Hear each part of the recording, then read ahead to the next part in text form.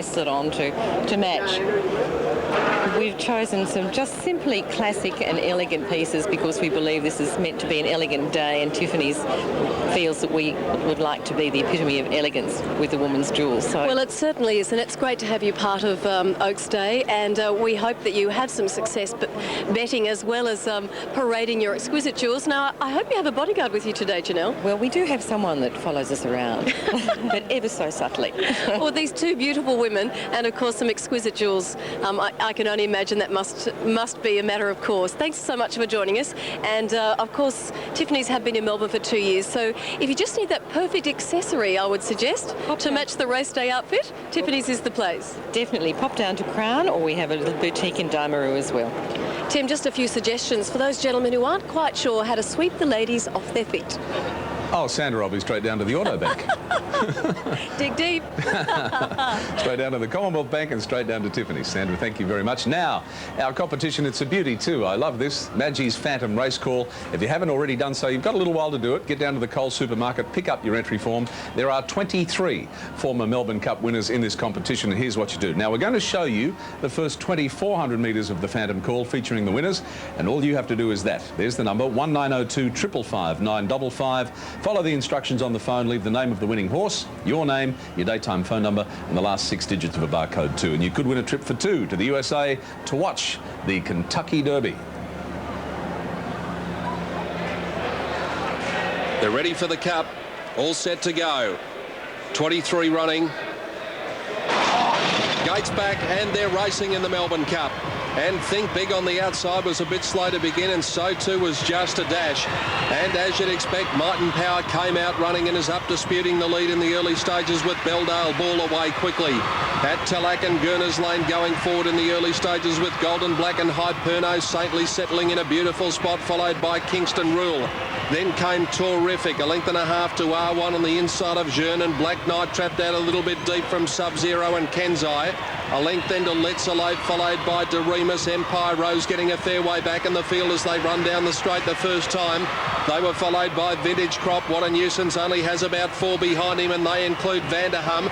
Not surprisingly, Kiwi's got a long way back with Think Big and Just a Dash. So as they run down by the stands as expected, Might and Power, Belldale Ball have the lead. Saintly is beautifully positioned. Let's Alive and Vintage Crop well back, and Kiwi near the tail of the field with a lap to go.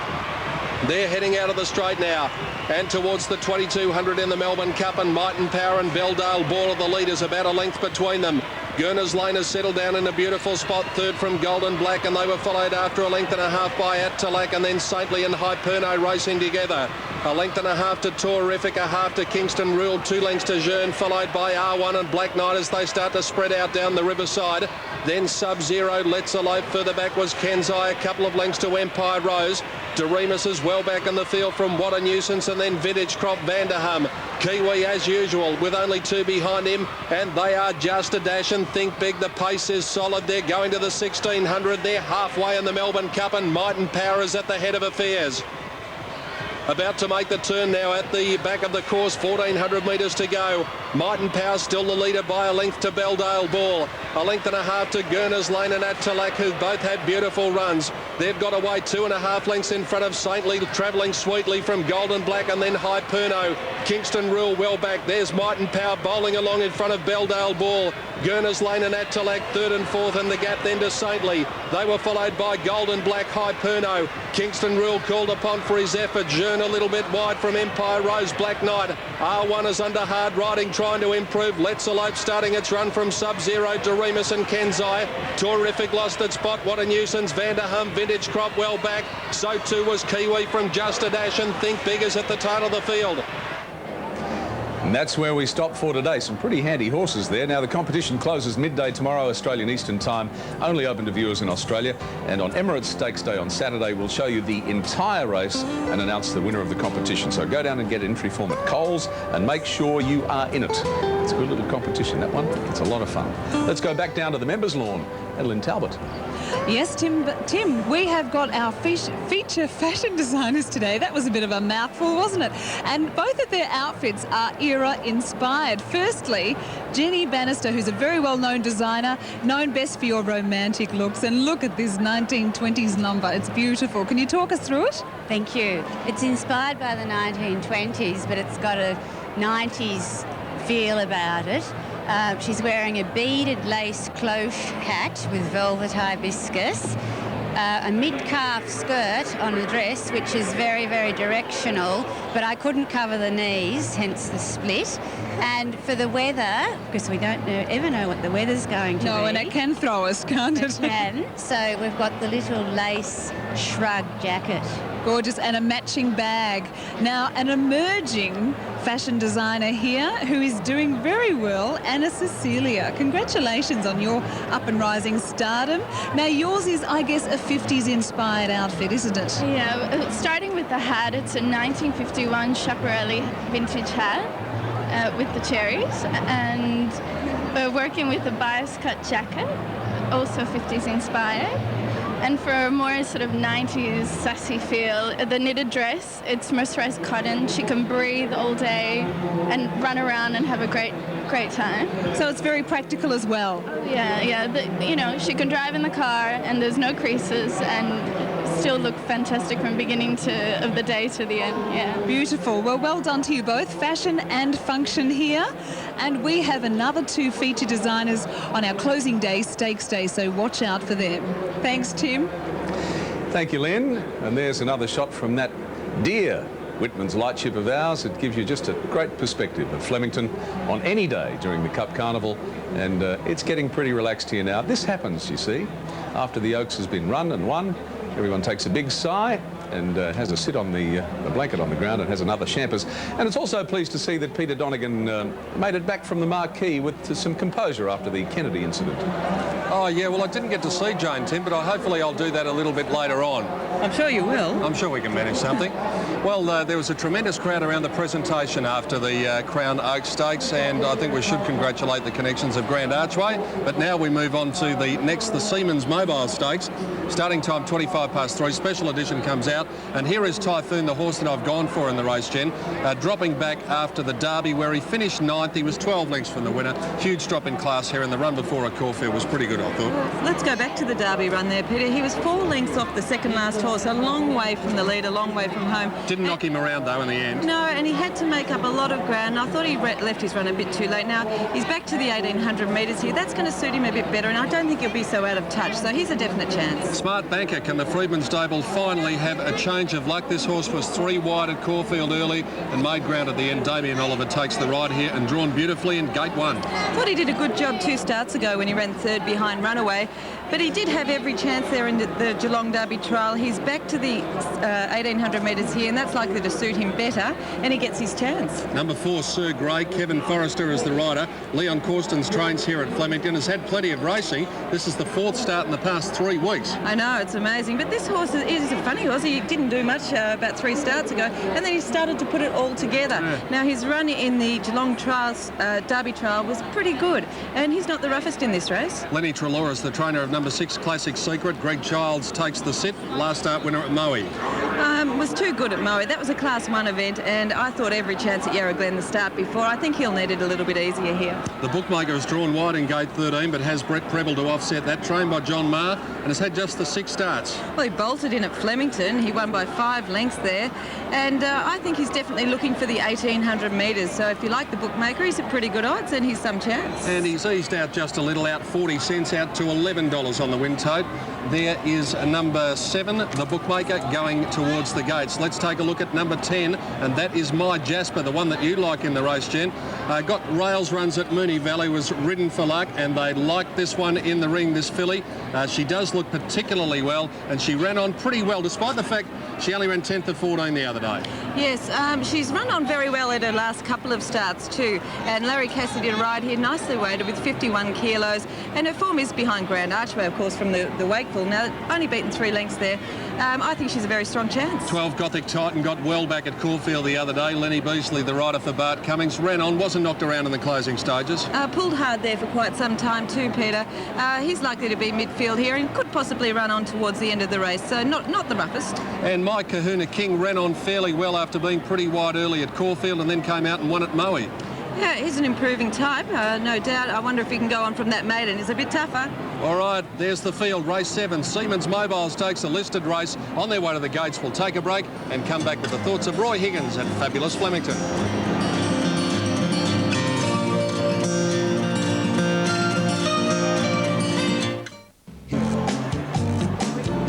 At the gates of the 1800 for the Siemens Mobile Stakes, a listed race. We take a look at the tote figures. Smart Banker is the favourite. As we do, let's get the thoughts of Roy Higgins. Pete, I'm going with the Cummings camp here, Bart Cummings camp. He's had a very lean spring carnival so far. I like the look of this horse here, number 12, Geeson Gothic Titan.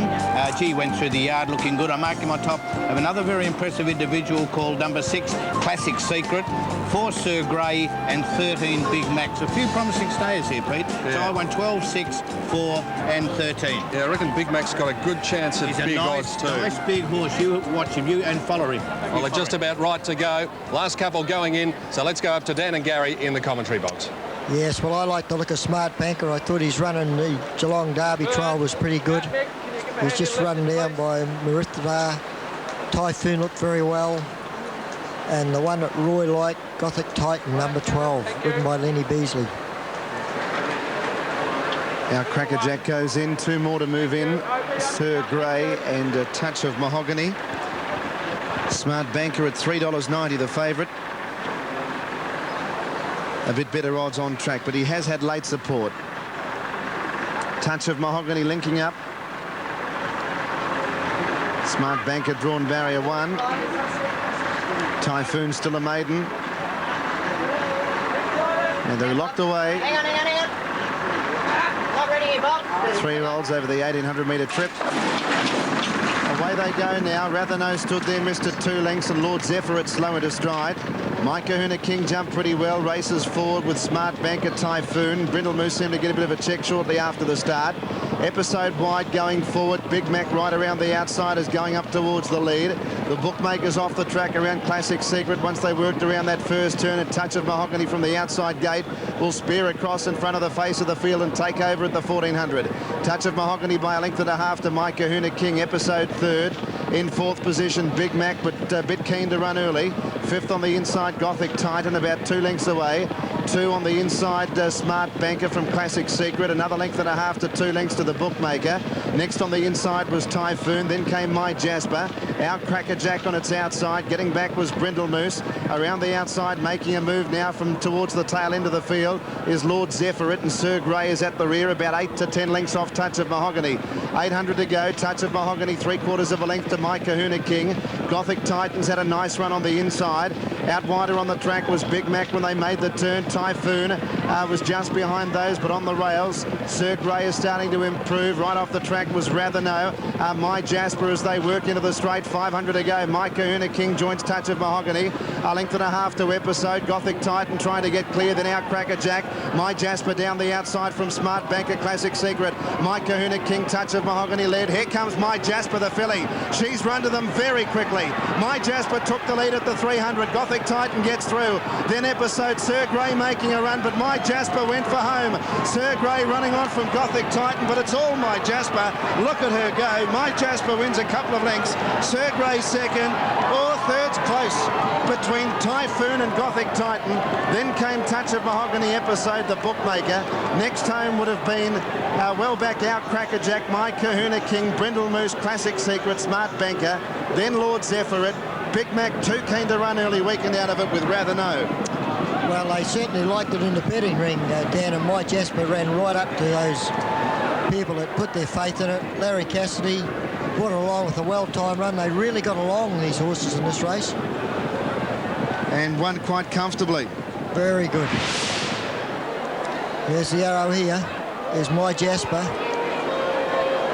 With a shadow roll, she'd been racing well, still a maiden, but she had tremendous acceleration from the 400. Sir Grey did run on very well, but had to give her 3 or 4 lengths inside this point, yes, Gary. And the one on the inside there, that was looking for a run for quite a way up the straight there. Got the run through. Sir Grey's got home very well. There's photos very close, I think, for third. 10-4 in a photo between the Anthony Cummings trained Typhoon and the Bart Cummings trained Gothic Titan. So Anthony with the winner as well. So the Cummings is to the 4 there, and it is very close. They're rather wide apart. It'll go to the outside. Typhoon, number 2. You'll find will get up into 3rd spot by the looks of it, just ahead of Gothic Titan and Touch of Mahogany. But 10 for a photo at this stage. Yeah, that was a very big win. 2/3 officially. 10-4-2. Now here they are as they roll it forward.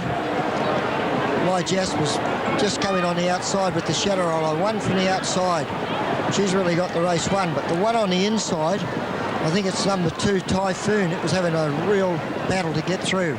Here's Johnny Letts with the winning jockey, Larry Cassidy. Yes, Gary, we've got Larry here, and Larry, gee, this was impressive, this filly. A maiden too today. Yeah, she's, the form leading into the race is very good. She ran close behind Rose of War, I think it was, at Moonee Valley, and she didn't get beat all that far on Saturday. In the Wakefield was a good run, wasn't it? Yeah, it's 3.5 lengths behind Grand Archway, which was good form for today after the Oaks. Yeah, most definitely, and she raced away, she travelled beautiful. Travelled probably a little bit too keen, and certainly when I let her go, she just went whoosh. Well, the way she raced today, she's sure to get 2400. Yeah, I don't know. She just tended to race a little bit too keen. I was really swinging off a sort of 600 from home, not trying to let her go too soon, and certainly, but when I let her go, she had plenty left. Yeah, she did. She just left them, didn't she? And she's raced in the shadow roll the first time today? Oh, I have no idea. I think so. Yeah. Anyway, good luck, Larry. Thank you. Larry Cassidy with John Letts, and here is the winning trainer, and not only the winning trainer, but 1st and 3rd, Anthony Cummings. That's very nice. Yeah, very nice. Happy for both of the horses to come through and show their true worth. Both, I thought, were unlucky on Derby Day. Typhoon from from the widest alley, got too far out of it, and still ran quite a good race. Yeah. His recent form before that had been good, and his run was good. My Jasper in all the wrong spots in the Wakefield, never comfortable. It was hard to make ground from behind, but she still did to finish just behind the post getter. So, it's a great consolation for her. Yeah, when you look at the form guide, 10th of 14 doesn't read that well, but it was only about 4 lengths from the winner and making ground. Yeah, that's right. And as I say, very hard for them to make ground from back in the field. A strong win that day, and I do think that affected her. And I was sort of reasonably confident coming in today. And Larry was just saying she didn't settle all that well. So do you think she might get a trip a little bit further than this? Oh, I think so. I mean, she's only had a handful of races, and the idea was to give her this one race, have a break, and then come back for the Oaks in the autumn. And that's exactly what we'll do. She will get a trip, and she will improve. Just finally, the new syndication idea that you've got going. How's it going? Yeah, very pleased. I mean, the guys with Typhoon today, I think, they're just wrapped. We've had 3 ladies here today as owners for the day. We had a couple of fellas on Saturday on Derby Day, and I mean, they've been very happy. And to see the looks of the people's faces in here and sort of being part of the racing business, I mean, it's just fantastic. It's well worthwhile. Gets people into racing. Oh, it sure does. Well, 13 race if anyone wants to join. Good on you, Anthony. Well done. Anthony Cummings training 1st and 3rd there, and Father Bart training the 4th horse. So she is a pretty smart little filly, that one, My Jasper. She's run right up to the good form on Saturday, as we said, from the Wakefield Stakes. It's time to take a break. We'll be back with the correct weight signal and dividends. Wherever you are around Australia, we hope you're enjoying our live and exclusive coverage of Crown Oaks Day, the 3rd day of the Melbourne Cup Carnival for 1998. Tonight, look.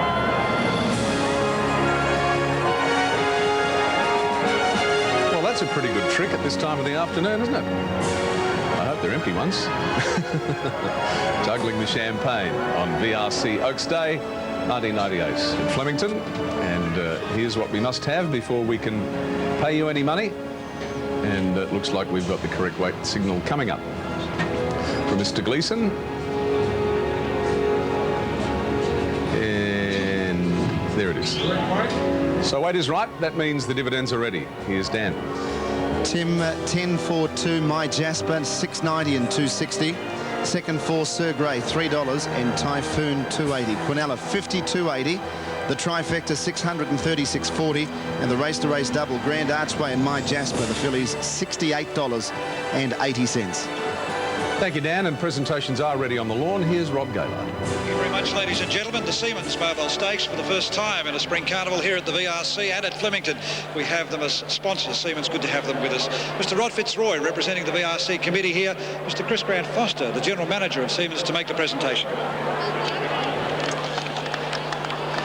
The chairman, committee members, ladies and gentlemen, Siemens Mobile are proud to be part of the VRC Spring Racing Carnival, and this is our first occasion to be here. Siemens has been in Australia for some 100 years, and it has always been a major player in telecommunications in both private and public exchange. This race recognises the emergence of Siemens mobile phones as a key player in the marketplace. I'd like to congratulate the Connections, trainer Anthony Cummings and Larry Cassidy, the jockey. If I can ask Peter Anastasia to come to the microphone, please. And there is the look from inside the track at that little filly, My Jasper, striding right away. She was very impressive. Jen, another winner? Another winner, yes. I was happy about that, Peter, and she does go to the line very strongly. It's good effort. Yeah, the form held up from the other day, and as we said, she was making ground. Lovely trophy here for the Siemens Mobile Stakes as well, and it goes to the Connections of that filly, My Jasper, and there are the Super Tab dividends with correct weight.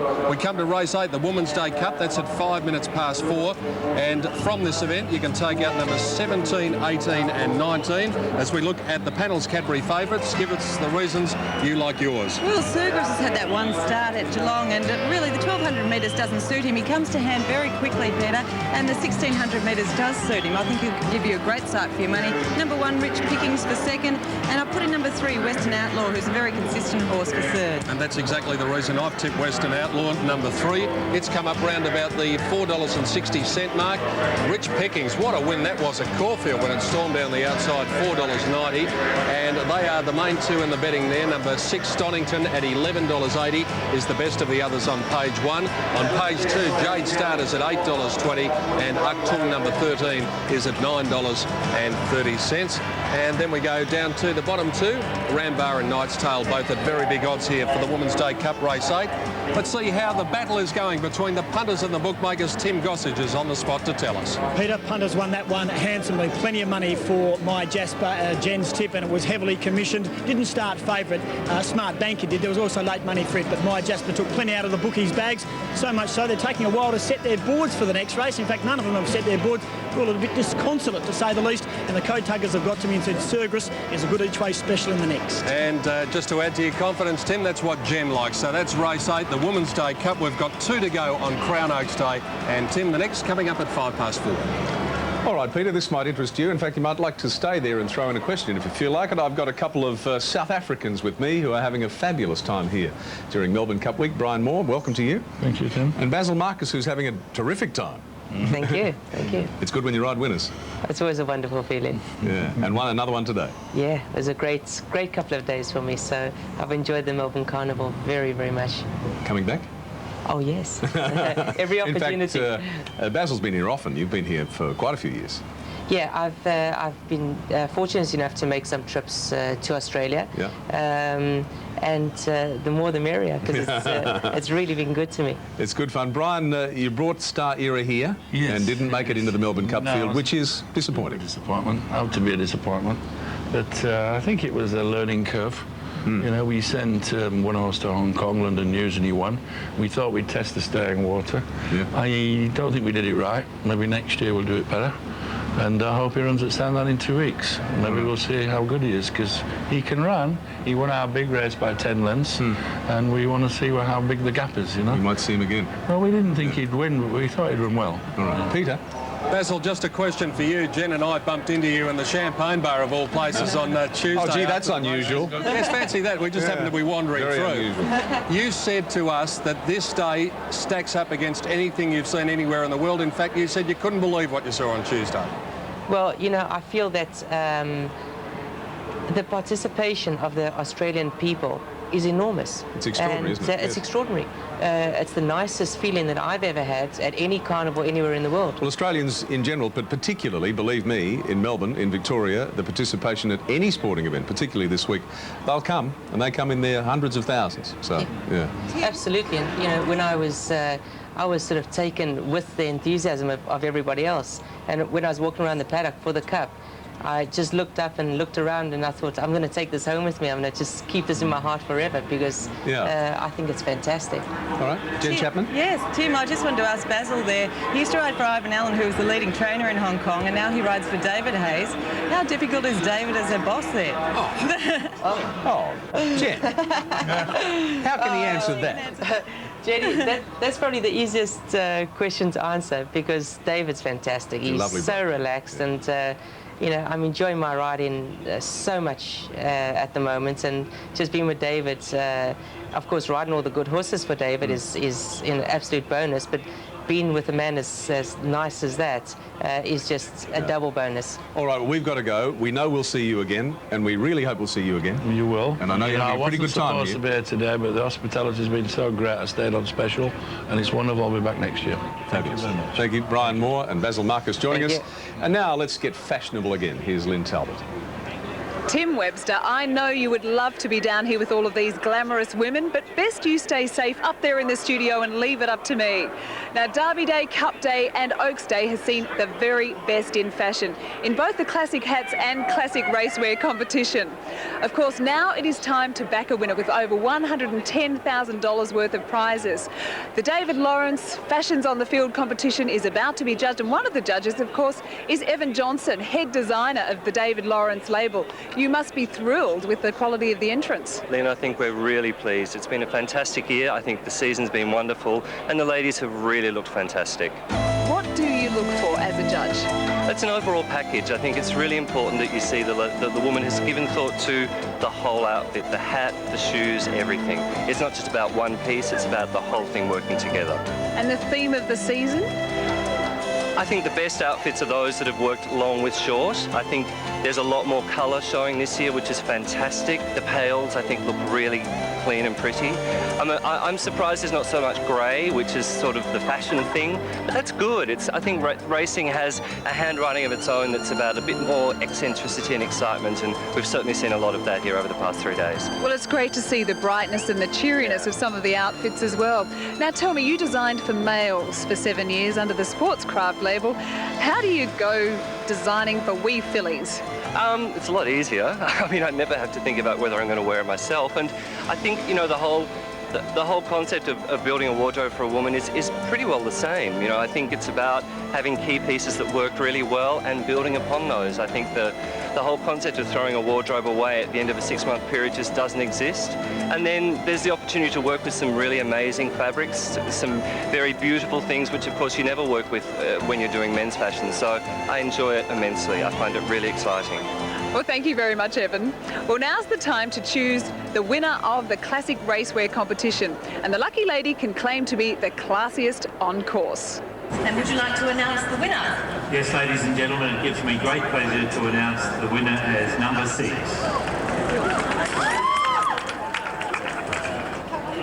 Well, congratulations to our winner, Julie Quartermain. You look gorgeous. Thank you. Absolutely gorgeous. Who are you wearing? David Medwin Creation. Lovely. And, well, you must be thrilled. Off to Paris? I am, and he's coming with me. He's coming David, as my you're not partner. taking your Yes, husband. no, that's part of the creation. That was the deal, he was it? comes with me. Fantastic. Yes. And you've got $5,000 spending money, a $10,000 David Lawrence wardrobe. I know, it's fantastic. And I won't be so rude to ask you how much you weigh, but you do get your weight in Salinger champagne. So that would be lovely. A very happy Julie Quartermain, the winner of David Lawrence Fashions on the Field.